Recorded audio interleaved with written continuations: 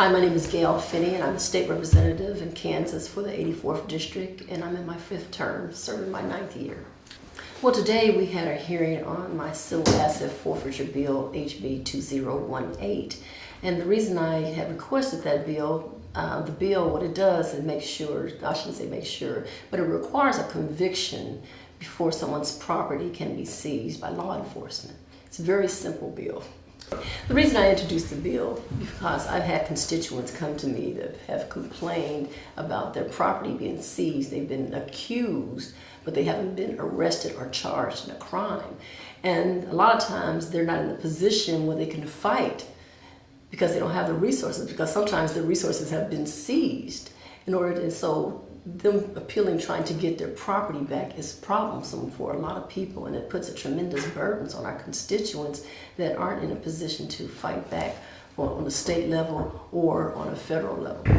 I was first approached in like 2013 by a constituent that said they had been pulled over and law enforcement asked if they search his car, and he left them, but they said they thought they smelled marijuana. And he had several $1,000s cash on him. And long story short, they ended up taking the money. And he was never charged with a crime. And so that was the first time I had ever heard of something happening like that, because I thought you automatically, they would arrest you, charge you, you have to go through the due process. But no, and then I found out later that it happened again, but I'm gonna be quite honest with you, when I first heard of the first situation, I didn't believe it, because I'm like, that doesn't happen in America. They took the money. Law enforcement, I say law enforcement, police have taken constituents' money, and in another case they've taken vehicles. And so that was my first eye-opener that actually happens and the people hadn't been charged with a crime. The Kansas Civil Asset Forfeiture Law, it allows law enforcement to be able to seize someone's property on a lower level cause, or what we said, some of us say mere suspicion, in order to seize their property. You don't have to be arrested or have a warrant or be convicted of a crime in order for your property to be seized in Kansas. There's a movement across the United States to reform civil asset forfeitures, because Kansas isn't alone. Actually, nationwide, there has been a movement that has been spearheaded by the Institute of Justice, the IJorg. And what they're trying to do is they're trying to get more accountability and due process for citizens across the United States. And so they've been able to have some successes in several states like New Mexico and DC are like gold standards, and other states that are looking at it, Virginia, Montana, Nebraska. So there are other states that are looking at reforming their asset forfeitures. And Kansas is just one of them. But Kansas received a D-. We're one of the lowest ratings of forfeitures. And so with my experience and my research on what's happening across the nation, I found that there are organizations that are dedicated to actually trying to correct this problem in the United States. Kansas is behind the times on getting their civil asset forfeitures reformed. And because I think it started out a long time ago, I should say, particularly when we had 9/11, the big war of drugs.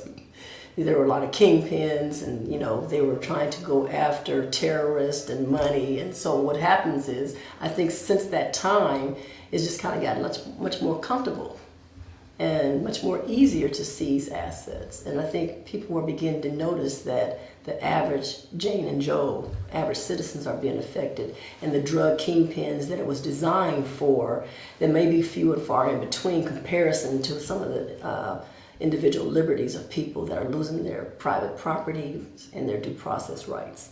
I guess I can't say it's falling behind anymore, because today we were successful at having a hearing on our civil asset forfeitures. So I think that puts us up, I think we're gaining steam. But Kansas, actually, we did a post-audit survey, legislative post-audit in 2000. And it had red flags then that Kansas was having a problem with forfeitures. And then I requested in 2016 from the legislative post-audit to redo that audit again 16 years later, and they found a lot more disparities. And so I think that is what's given the opportunity for us to have this hearing today on HB 2018 and 2116. Today in the hearing we had a lot of law enforcement opponents, which I expected. Anytime we introduce bills like this that have anything to do with law enforcement, then they come out big time. So that part doesn't surprise me. And I expected them to oppose every bill that we have introduced, particularly on civil asset forfeitures. And some of the things what we were claiming, like, with due process, of course they're gonna say, no, we do give you due process because we don't just take the property, you have to go in front of a judge, and after that, the judge has to rule. But I contend that I don't believe that happens in every case. And when someone from the panel from the Judiciary Committee asked that question, Mr. Wood did confirm in his opinion that it happens 100% of the time, which I disagree. But one of the drawbacks of the Civil Asset Forfeiture Act in Kansas is that people not receiving the due process, let alone getting an attorney, being able to have a private attorney. And so what happens is you have people, particularly someone that has low resources or the resources has been seized, they're not in the opportunity, they don't have the opportunity or are they in the position to be able to fight the state or the federal government, particularly when you start talking about equitable sharing. Equitable sharing, this is something that I've recently learned too, working with the Barbara Reese case that you heard me mentioning, that when her cash, which is over $15,000, was seized by the Highway Patrol, the money was taken from Highway Patrol from a minor car traffic stop, And then from there, the money, she went to a judge and asked if they can make Highway Patrol give her money back. There was actually a copy, and you might want to look at it, where the judge said give her money back. But after that happened, I'm not sure if it happened immediately before or after she approached the judge to help her, the money was adopted by the federal level. And so what happens is when a law enforcement agency, they can ask the federal government, was it the drug, I forgot, it's called the Enforcement agency? Huh? Drug enforcement agency? The Drug Enforcement Agency, or it might be Department of Justice, or there's different agencies up there that would allow this, but they can adopt our forfeiture. And then what would happen is they can give it back to the state of Kansas, and they usually keep a percentage, it's like 20%, and the other part will go back to the Kansas troopers or Highway Patrol or whoever was the seizing agent. But that's what the equitable sharing program is. It's a way that the federal government can adopt forfeitures from the state level. And from my understanding or my research, one of the benefits of that for an agency on the state level to do that, it kind of circumvents state laws if a state law is trying to prohibit that type of activity. That's one of the reasons there's a movement for reforming civil asset forfeitures, is because there's been a thing called, some of them call it policing for profit, because they believe that sometimes law enforcement are incentivized, with getting forfeitures in order to get the extra money in order to pay for training or militarization or, equipment or whatever they deem that they can't afford normally in their regular budget. So as I said before, this is important to everybody, that we need to at least pull the covers back and let's start looking at what we have here and let's try to improve and make it better. One of the things that came out of the legislative post-audit, and we only did like a sample of a few cities and sheriff's departments, and we even did the KBI and the troopers, we do not know because the record keeping has been very, very lacking, to say it nicely. Our law enforcement funding should be transparent and direct, and we shouldn't have to resort to looking at even forfeiture funds to sustain us or maintain us. Well, one of the things I say constantly, we all support our law enforcement. We understand that public safety is very important to everybody, but I really believe that we really need to make sure that we fund our law enforcement. We shouldn't have to have them trying to depend on outside resources or outside forfeitures or, other proceeds in order to make their operations of their day-to-day, or whether they need training or any of that. We should be able to be in a position where we fully fund law enforcement.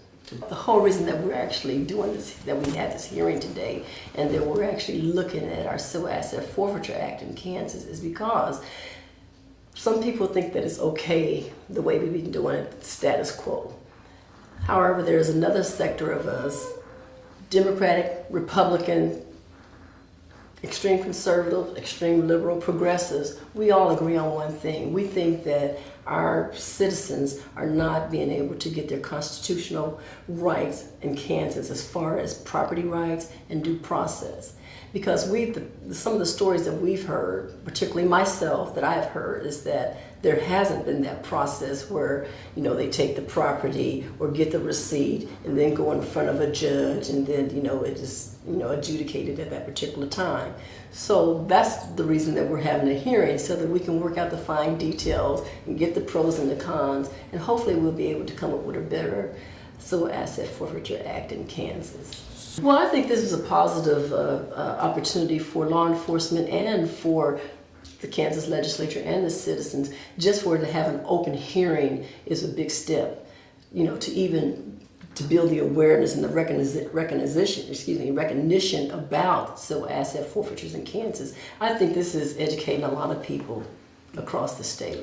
There are people that when I would approach them about this, like, did you know that this happens in Kansas? And they were like, I was very naive when I first was introduced to this by one of my constituents, and no one believes that this actually happens in Kansas, let alone in the United States, where your property can be seized without having a warrant, an arrest, let alone a conviction. There's a lot of work that we need to do, and like I said, I think this is going to be positive for law enforcement, for the legislature, and for our citizens, because we know we have to look at what we're doing and try to improve it and hopefully reform it and make it better for everybody. I would imagine there are some people that might call it being soft on crime, because I'm always introducing bills to protect my citizens and constituents in Kansas, because I'm a soft on my citizens, and I'm very compassionate and looking out for them, because I think it's important when you have something, when you start talking about constitutional issues regarding citizens' property rights and their due process,